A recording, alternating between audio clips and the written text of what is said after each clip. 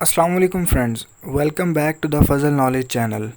और फजल नॉलेज के इस लेक्चर में हम स्केलेटल मसल को कम्प्लीटली डिस्कस करेंगे। Today we are going to talk about the structure of skeletal muscle. तो फ्रेंड्स, स्केलेटल मसल होता क्या है? हमने पढ़ा है कि जो मस्कुलर टिश्यू है वो 3 टाइप्स का होता है, स्मूथ मसल, कार्डियक मसल और स्केलेटल मसल। तो हम उनमें से स्ट्रक्चर ऑफ स्केलेटल मसल को कम्प्लीटली डिस्कस करेंगे। अब फ्रेंड्स, आप स्ट्रक्चर ऑफ स्केलेटल मसल में सबसे पहले इस मसल की लेयर्स को देखें। एपीमीसियम, पेरीमीसियम और एंडोमीसियम। इसका हमारी बुक में ज़िक्र तो नहीं है, लेकिन ये मैं समझने के लिए आपको गाइड कर देता हूँ। अब ये हमारे पास पूरा एक मसल सेल शो किया गया है। अब ये जो मसल सेल है, इस पूरे को जो लेयर प्रोटेक्ट कर रही है वो कौन सी है? एपीमीसियम। अब उस मसल सेल के अंदर डिफरेंट बंडल्स पैरेलल अरेंज हुए हुए हैं। उस एक पूरे के पूरे बंडल को जो लेयर हमारे पास प्रोटेक्ट कर रही है वो कौन सी है? पेरीमीसियम। अब उस बंडल के अंदर डिफरेंट मसल फाइबर्स हैं। उन मसल फाइबर्स को जो लेयर प्रोटेक्ट कर रही है वो कौन सी है? एंडोमीसियम। अब हम चलते हैं अपने टॉपिक की तरफ। So, any muscular tissue in particular is made up of muscle cells, which are commonly called as myocytes. These muscle cells are also called as muscle fiber as they are long and slender in appearance. और आपको पता होगा ये जो skeletal muscle है ये multi nucleated होती है एंड ये पैरेलली अरेंज्ड होते हैं इसके फाइबर। स्केलेटल मसल क्या होता है? The muscle that are attach to the skeleton and are associated with the movement of bones are known as skeletal muscle. अब स्केलेटल मसल को हम वॉलंटरी मसल्स भी कहते हैं, और जो स्केलेटल मसल है ये स्ट्राइटेड मसल होते हैं, यानी कि ब्रांच्ड होते हैं।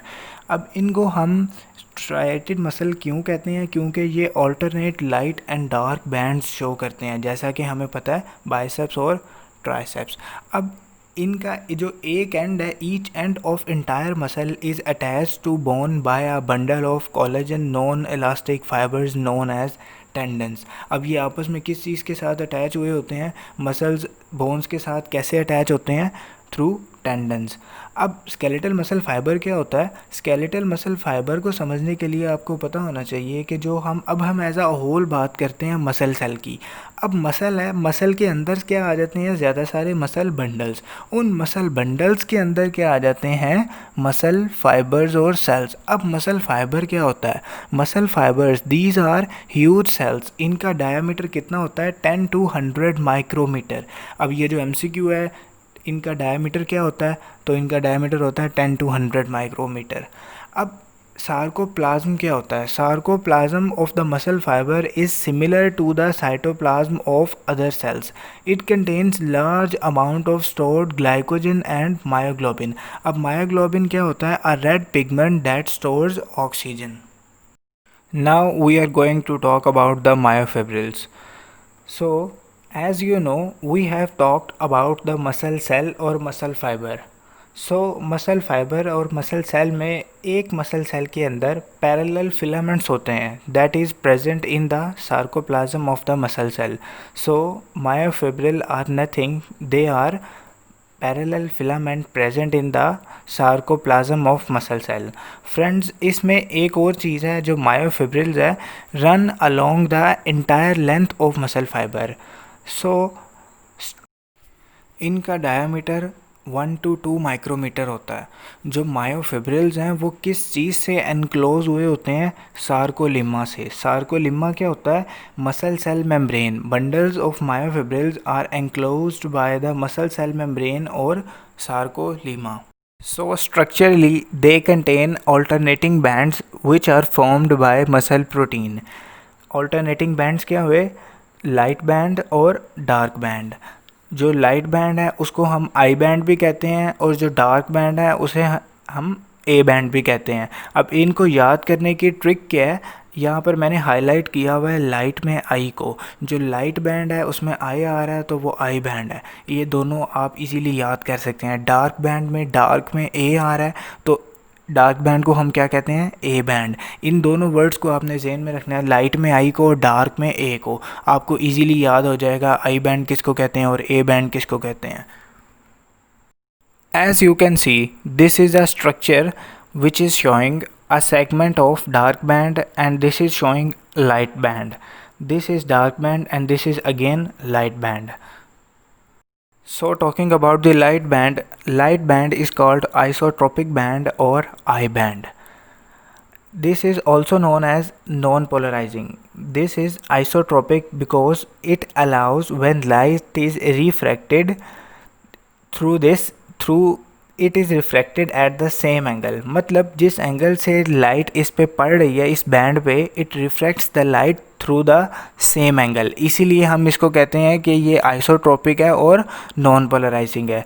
और इसीलिए हम डार्क बैंड में ए बैंड में कहते हैं वो एन आइसोट्रोपिक होता है बट पोलराइजिंग होता है। क्यों? क्योंकि जब उस पर पोलराइज्ड लाइट पड़ती है तो जो लाइट है वो रिफ्रैक्टेड हो जाती है डिफरेंट एंगल्स पे। ये चीज़ आपने याद रखनी है। अब एक मसल फाइबर में जब हम ए बैंड और आई बैंड यानी कि लाइट बैंड और डार्क बैंड को देखते हैं तो जो इनकी प्लेसिंग है वो ऑल्टरनेटिंग ही रहनी है। अब जो आई बैंड को एक लाइन डिवाइड करती है टू पोर्शंस में which is called Z line. ठीक है, तो ये जो जेड लाइन होती है इसका नेचर प्रोटीनेशियस होता है और ये लाइट को अपने से पास नहीं होने देती। So basically the Z line is proteinaceous in nature and it does not allow the passage of and और light, it does not allow the light to pass through. And talking about this M line, so M line divide करती है आपके A band को। इसमें myosin binding protein present होती है। मतलब M line has myosin binding protein and it allows light to pass through it, जिसको हम लाइट जोन भी कहते हैं which is also known as H zone। तो Z लाइन आप डिवाइड कर रही है I बैंड को into two halves and M line is dividing your A band into two halves। M line is myosin binding protein और Z line is proteinaceous in nature and Z line does not allow the passage of light। यही बात यहाँ लिखी है, the portion between two Z line is known as sarcomere. Sarcomere के बारे में अभी हम बात करेंगे। Sarcomere, what is sarcomere? Sarcomere is the structural and functional unit. It extends between two Z line. Each sarcomere contains one half of light band, one dark A band, one half of light I band। मसलन अगर ये एक muscle fibre है तो ये हो गया आपका एक डार्क बैंड और ये हो गया आपका लाइट बैंड, ये अगेन डार्क बैंड, अब अगेन लाइट बैंड। अब यहाँ पर आपको पता है कि जो आई बैंड को टू रीजन्स में डिवाइड करती है वो कौन सी लाइन है? Z line. अब दो जेड लाइंस के दरमियान वाला जो पोर्शन होगा वो कौन सा है? सार्कोमेयर। एक जेड लाइन से लेके दूसरी जेड लाइन तक जो रीजन होगा उस रीजन को हम क्या बोलेंगे? Sarcomere. So sarcomere contains one half of light I band, मतलब ये वाला हाफ हो गया, वन डार्क ए बैंड, मतलब ये वाला पूरा बैंड हो गया, then one half of light I band हो गया, मतलब ये वाला पूरा बैंड हो गया। मसलन ये फर्स्ट पार्ट, ये सेकंड पार्ट, ये third part. So this is a complete sarcomere. ठीक है friends. In the middle of A band there is H zone, in the middle H zone formed by myosin binding protein। So ये तो मैंने आपको पहले ही बता दिया था, this is just a revision। Now we are going to talk about the myofilaments। Now friends, sarcomere consists of many thread-like structures which are called as myofilaments। So myofilaments कहाँ present होते हैं? आपके sarcomere में present होते हैं। अब sarcomere में thread-like structures होते हैं जिनको हम क्या कहते हैं? myofilaments। myofilaments दो तरह के होते हैं, actin और myosin। actin is called as thin filament और myosin is called as thick filament।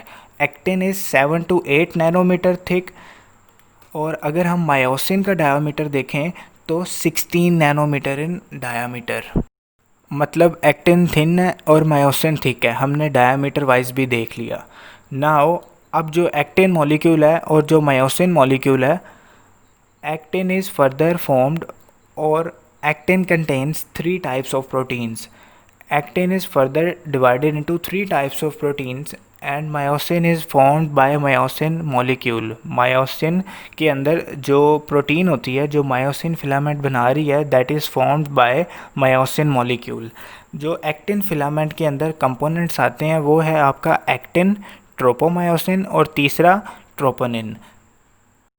अब फ्रेंड्स एक डायग्राम को देखते हैं. ये है हमने एक मसल को मैग्नीफाई किया है. ये एक मैग्नीफाइड स्ट्रक्चर है and this is very important to understand. So यहाँ पर आपको एक फिलामेंट्स दिख रहे हैं. These are thin in nature, so these are the myofilaments and since these are the actin filaments. अब जो myosin filaments के बीच में से एक लाइन पास होती है जिसको हम क्या कहते हैं, M line, and they constitute the A band. Myosin filament constitute the A band. Now I band constitute by actin filaments और ये थिन होते हैं जैसा कि आप डायग्राम में भी देख सकते हैं. And between the two Z lines there is one sarcomere present. So this is one sarcomere which you can see here. Now we are going to talk about the individual actions of these actin filaments and myosin filaments. So let's start with the explanation of myofilaments. सबसे पहले myosin molecule को देखते हैं. Myosin molecule is the thick filament and it has got 2 globular heads. और myosin head का function क्या हुआ? Myosin head का फंक्शन ये होता है कि ये अटैचमेंट साइट्स प्रोवाइड करता है for the actin filament and for the ATP molecule to attach. आपको पता होगा कि एटीपी मॉलिक्यूल जब भी स्लाइड होते हैं मायोसिन फिलामेंट एक्टिन फिलामेंट के ऊपर तो एटीपी मॉलिक्यूल एडीपी में कन्वर्ट हो जाता है. सो talking about the actin molecule, it is the major constituent of thin filament. The actin molecule are arranged in a double helical structure. So मैं आपको बता रहा था कि जो एक्टिन है उसके 3 पार्ट्स होते हैं. एक एक्टिन होता है, देन आपका ट्रोपोनिन और ट्रोपोमायोसिन होता है. सो एक्टिन मॉलिक्यूल एक हेलिकल स्ट्रक्चर में अरेंज्ड होता है, डबल हेलिकल स्ट्रक्चर में अरेंज होता है. उसको हम अभी डायग्राम में देखते हैं. Then talking about the tropomyosin, it covers all the active sites of actin molecule. This the beads which you can see is your actin molecule.